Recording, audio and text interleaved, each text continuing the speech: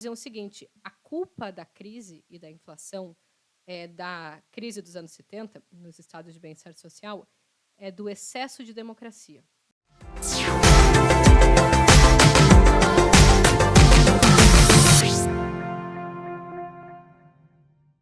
Ô, Juliana, vamos começar falando então desse primeiro momento do governo Lula. O Haddad é o novo ministro da Economia, tem um arcabouço fiscal que tá aí sendo debatido. O que te parece dos rumos que estão sendo tomados? O governo tá fazendo o que deveria ser feito nesse momento? Qual é a tua impressão?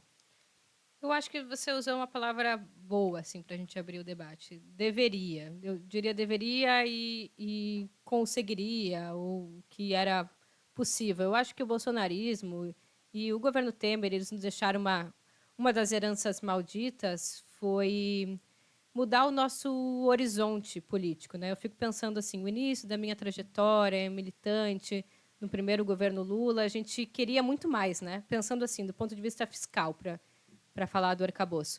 A nossa crítica era da existência do superávit primário, no primeiro momento ali no governo Palocci, né? Uma sociedade com muitas carências, o Estado fazendo economia naquele período em que tantos investimentos eram importantes de serem feitos, e era um período que não tinha, por exemplo, regra fiscal. Não existia.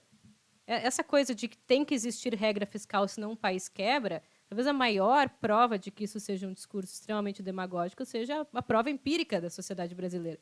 A gente nunca teve regra fiscal. O governo, todo ano, ele mandava uma peça orçamentária, uma meta de resultado primário, e dizia quanto ele ia gastar, quanto a estimativa de arrecadação. Às vezes mandava com déficit, às vezes mandava com superávit e estava tudo bem. E a crítica que a gente tinha desse modelo, ela foi radicalmente modificada com a crítica ao que veio de pior depois, né? Então, eu acho que a mudança, o rebaixamento do horizonte, é que agora a gente fica feliz com uma medida que derruba o teto, mas estreita o nosso horizonte na medida em que é mais difícil agora, o estranho, pensar em uma mudança mais radical, né? Não é ter um teto melhorado, Teto de não gastos, ter. aquele que estava colocado, esse está te referindo, né? Esse. Eu não chamo o arcabouço de teto, embora ele também tenha um teto, mas é um teto muito mais flexível. Mas eu acho que houve essa mudança. Tem um conceito que eu gosto que chama janela de Overton, que é meio assim, como se localizam os dois extremos, né? Extrema-direita, extrema-esquerda, e onde está o centro. Isso é móvel durante os anos, né? Inclusive, coisas que eram consideradas de extrema-direita no passado, hoje já não são mais. E essa janela vai se modificando. E agora ela foi se modificando de uma forma que o discurso da esquerda é o discurso de que não tem que ter aquele teto de gastos, né, que só reajustava as despesas a partir da inflação, porque não fazia sentido econômico, ele estava na Constituição, ele bloqueava a possibilidade do Estado atuar de forma anticíclica, ele sufocava os investimentos, porque a população crescia, o investimento tinha teto.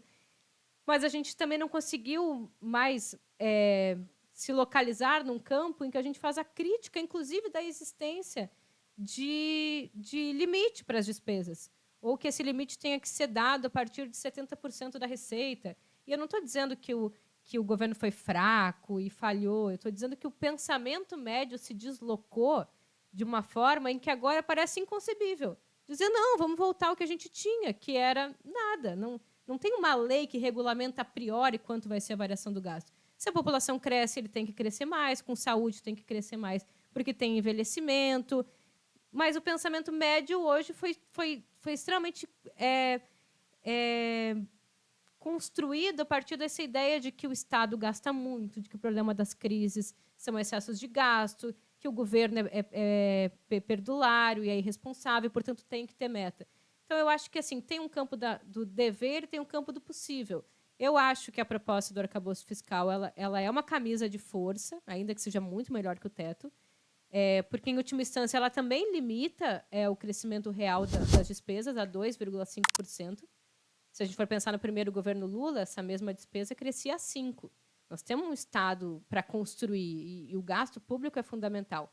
Mas eu entendo que, neste cenário de avanço de um pensamento conservador, de organização da extrema-direita e de captura da ideia fiscalista pela mídia, a generalização disso num senso comum médio, essa foi o arranjo possível dentro de um período de tensão em que a economia foi alçada à categoria de principal embate, inclusive na frente ampla, né, que tinha afinidade no campo da crítica política, da condução política do Bolsonaro, mas que tinha muitas fissuras que se apresentaram, né, logo de cara no campo econômico.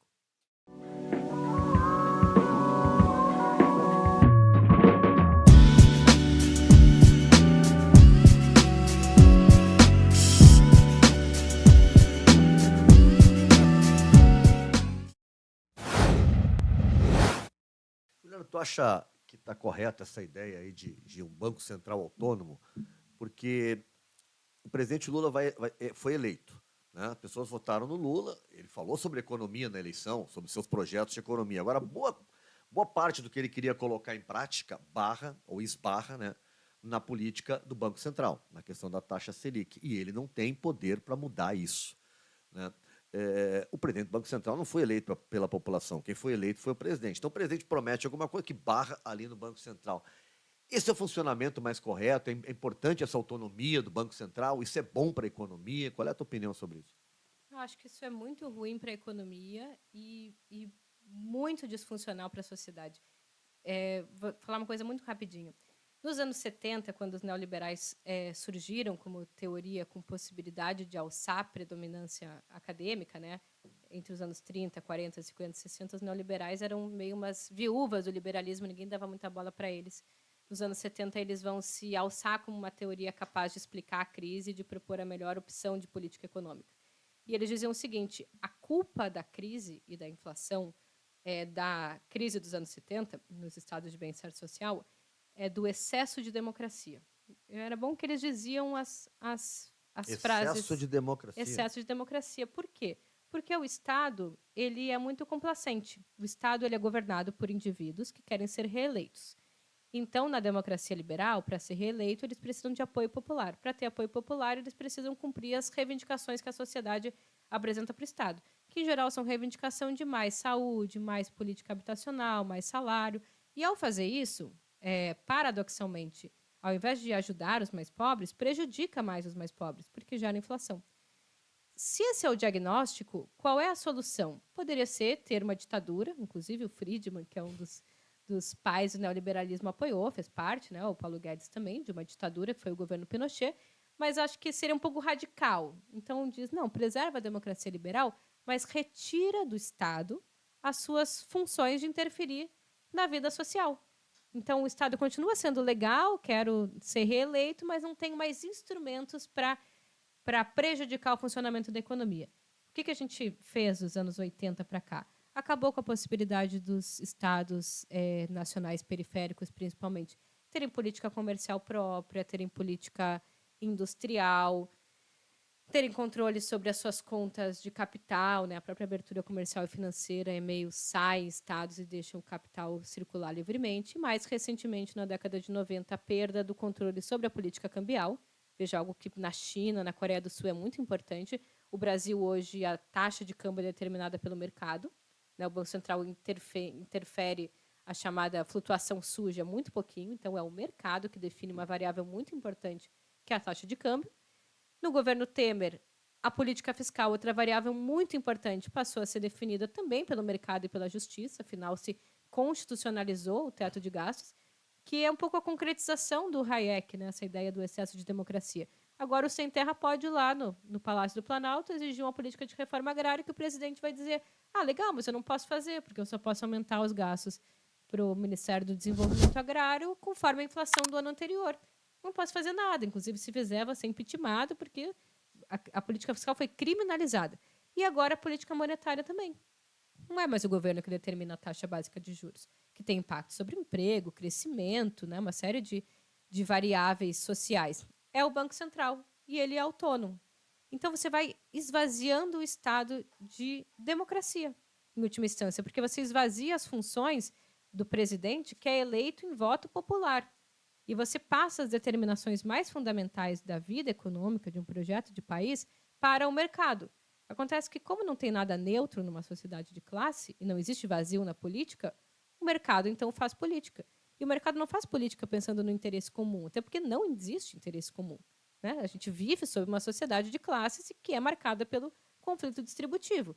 O mercado, então, faz política. Acontece que no mercado a gente não vota. Em última instância, a gente está Claro. alienado. E é isso, a gente depositou os nossos votos na urna por um projeto de sociedade, que era muito mais que a pauta democrática. Era mais educação, mais saúde, mais políticas sociais. E, em grande medida, isso é obstacularizado pelo nível da taxa básica de juros, que inibe o investimento, que aumenta o custo da dívida pública. Então, o Campos Neto faz política. Ele faz a política perdedora nas urnas, mas ainda ele pode fazer porque ele tem um instrumento. E, para finalizar, é muito uma criminalização da política, né? Parece que o mercado é o sagrado e a política, os políticos é o profano, é o corrupto, é o não técnico. E aí a comparação que eles fazem, ó, nos Estados Unidos, o Banco Central é autônomo e lá tem muito mais estabilidade de preço que no Brasil. Mas é porque o que define a estabilidade de preço não é a condução da política monetária só, são desequilíbrios estruturais. Os Estados Unidos não têm inflação via câmbio, porque eles têm a moeda do mundo, não tem desvalorização. Tem vários elementos, inclusive de infraestrutura e indústria e de reforma agrária, que impactam o nível de preço, que os Estados Unidos corrigiram lá na Revolução Americana. Então, é muito mais do que essa forma superficial assim de pensar, né? Técnicos cuidam bem, políticos cuidam mal, porque têm interesses mesquinhos. Técnicos têm muitos interesses mesquinhos, inclusive tem algo chamado porta giratória do Banco Central, em que o Campos Neto veio do sistema financeiro e vai voltar para o sistema financeiro e quer possivelmente agradar o seu novo chefe. Com isso, a política monetária toda está vinculada também aos grandes bancos.